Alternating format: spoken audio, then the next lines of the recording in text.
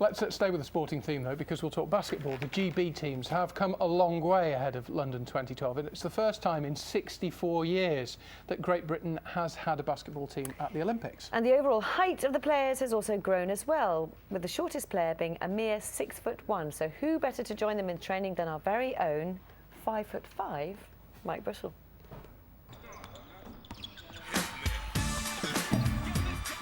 After years of growth aimed towards London 2012, the British men's basketball team can no longer be regarded as minnows on the world stage.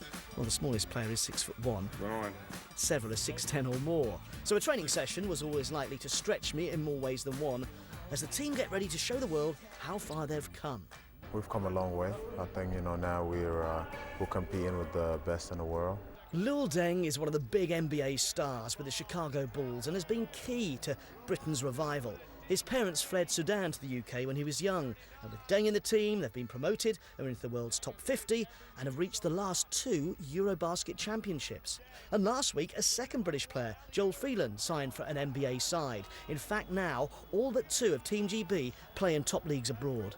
It's a lot of guys here who could play in the NBA. I think sometimes you're in a team contract and stuff like that. But, we got guys that, can play in the NBA.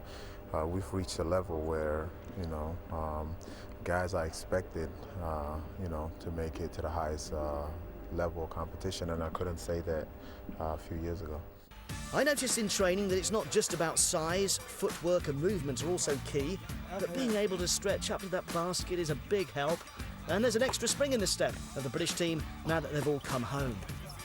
The excitement is starting to hit right now, and I think the fan and the regular person in me is really excited about the Olympics and nervous and raging and ready to go and ready to perform and do my country proud.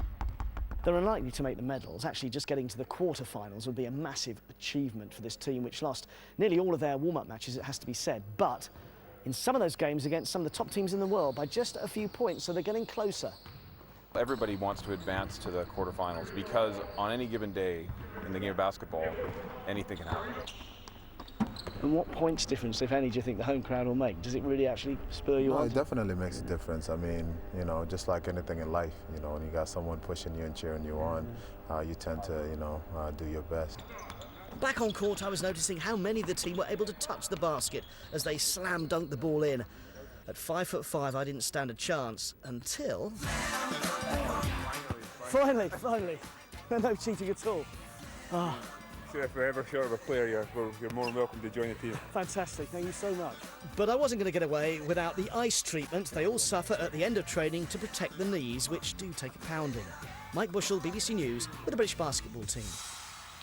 And that's why he's not here this morning, I suspect. Because he is. He's still nursing his aches and pains. And now